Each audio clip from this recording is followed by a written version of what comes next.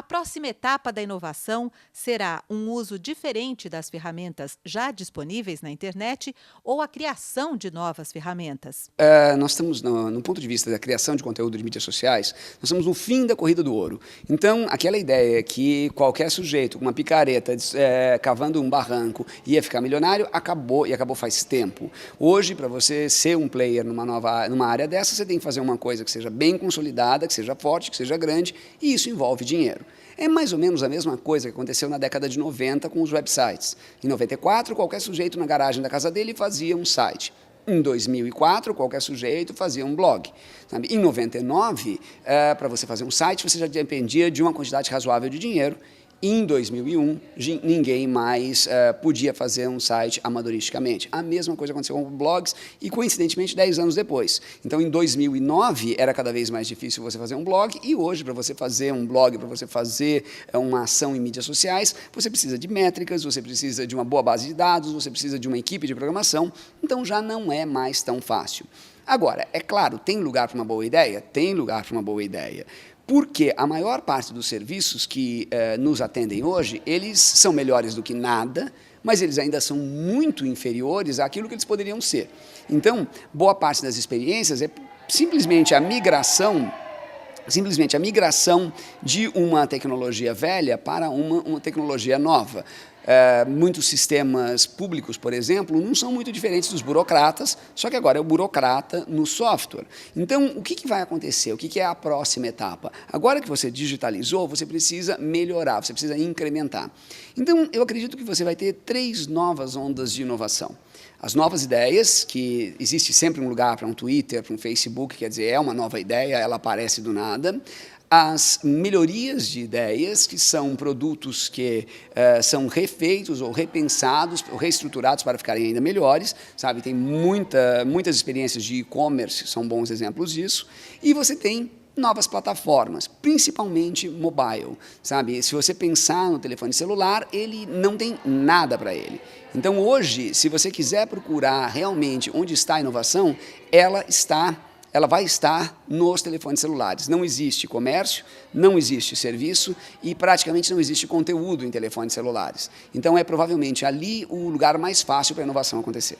De que maneira as redes sociais fazem as empresas repensarem a estratégia de negócios? Bom, elas tornaram o discurso da empresa, que era uma coisa muito parecida com o discurso de um líder político de uma ditadura, se transformar em uma conversa. Então, antes, o discurso da mídia era um discurso de mão única, alto, que o indivíduo falava e ninguém podia contestá-lo. Hoje, esse indivíduo está num ambiente mais de igual para igual e, se ele fala alto, as outras pessoas falam também. Agora, também não precisa se preocupar tanto com a reação das mídias sociais por uma coisa muito simples. A reação das mídias sociais, principalmente no começo, é uma demanda reprimida. Todo mundo tinha vontade de falar, não falava porque não tinha canal. Abriu o canal, todo mundo falou. Mas quando você pensa um blog de reclamação, você vai nele? Não, você só vai para reclamar. Sabe? Quando você pensa um Twitter de alguém que só reclama, você vai acompanhar? Não, você não vai acompanhar.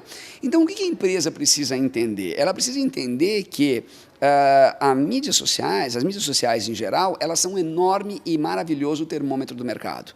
Elas não são uma ferramenta de RP e elas não são um briefing de produto.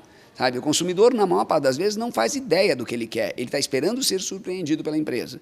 E a melhor medida de feedback é a mídia social. Então, eu acho que agora a gente está chegando num nível de estabilidade com as mídias sociais que vai melhorar muito a vida.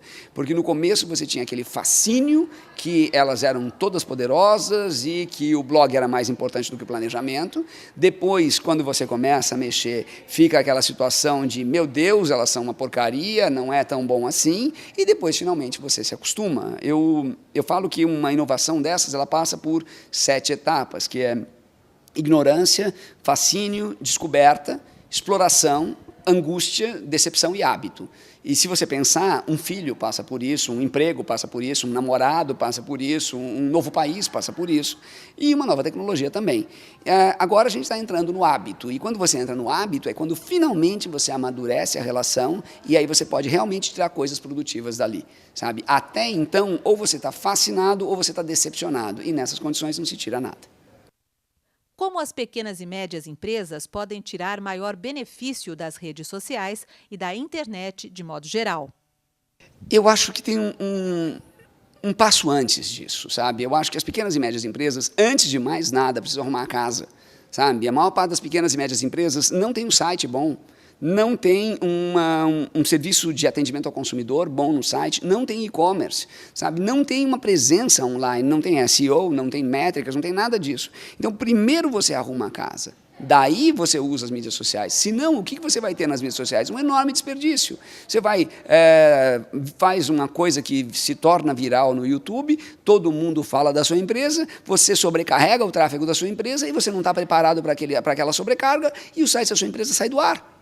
Ou as pessoas mandam um e-mail e você leva um mês para responder aquele e-mail. Ou o seu produto sai de estoque. Quer dizer, então, acho que a primeira coisa que você deve fazer é preparar a casa. Eu, quando quero montar um restaurante, a primeira coisa que eu vou pensar é, peraí, onde vai ser esse restaurante, como vai ser a cozinha dele, como vai ser a decoração, como eu vou atrair as pessoas. E daí, com o restaurante pronto, eu começo a colocar a gente lá dentro. Se eu tenho um restaurante mediano e esse restaurante aparece no jornal, ou na revista, ou na TV, eu quebro. Porque o que vai acontecer? Vai aparecer 50, vai aparecer, sei lá, 100, 200, 300 pessoas para jantar no meu restaurante, eu não vou conseguir dar conta delas, elas vão sair espalhando que o meu restaurante é ruim e meu restaurante se torna uma profecia autorrealizável. Então, o que uma pequena e uma média empresa precisa fazer urgente antes de pensar em mídias sociais, antes de pensar em YouTube, pensar assim, escuta, você entrega. Se por acaso eu resolvesse todos os seus problemas e eu colocasse 50 mil pessoas para comprar uma coisa na sua loja, você entregaria? 50 mil não, mais 1.000 sim. Ok, 1.000 você entregaria? Entregaria. Ok, então vamos fazer ação de mídia social. Mas a maior parte das empresas, quando você faz essa autoanálise, você descobre que ela não entrega. Então, se ela não entrega, por que eu vou fazer propaganda? O pequeno e médio empresário brasileiro ainda tem receio de investir na internet?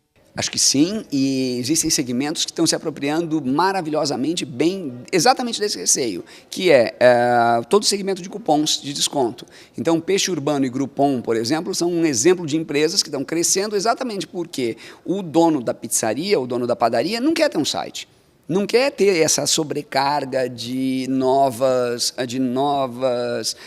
tarefas e não quer investir em tudo isso. Ele quer aumentar a quantidade de pessoas que vão visitar o estabelecimento dele. E até eu fico pensando, se você tem um salão de beleza, por que você precisa ter um website? Às vezes você precisa ter gente no seu salão de beleza e pouca gente vai consultar o seu website. Então, o que você faz? Você faz um anúncio cuponado através de um desses sistemas e você aumenta o tráfego de pessoas lá dentro. Então, na verdade, a estratégia da propaganda online hoje ela é tão ampla e tão diversificada que é difícil você pensar em o que é exatamente propaganda. Sabe, colocar um banner e fazer um site é propaganda. Fazer um vídeo no YouTube é propaganda. Colocar um cupom em um sistema desses é propaganda. Fazer SEO ou link patrocinado é propaganda. Então, a questão é qual propaganda eu quero. Eu acho que a propaganda convencional, aquela que as grandes empresas usam de banner e hot site, é linda para Coca-Cola, mas não serve para alguns produtos específicos, como, por exemplo, você pega, sei lá, alguns produtos eletrônicos de ponta, como indústria médica ou indústria química, e absolutamente não serve para o pequeno consumidor. Você olha aquele site da Coca-Cola, é lindo, mas custa 300 mil reais, e o pequeno consumidor é completamente fora da realidade dele. Agora, existem ações que são pequenas demais ou que são irrelevantes para uma empresa como uma Shell, como uma Philips, como uma Globo, e são maravilhosas para o cabeleireiro, para todas aquelas pequenas e médias empresas.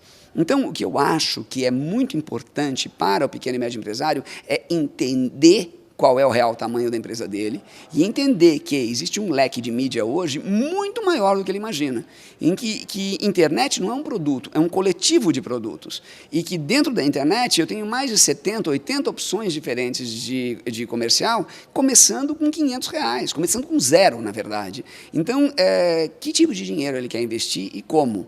E isso não tem uma resposta só.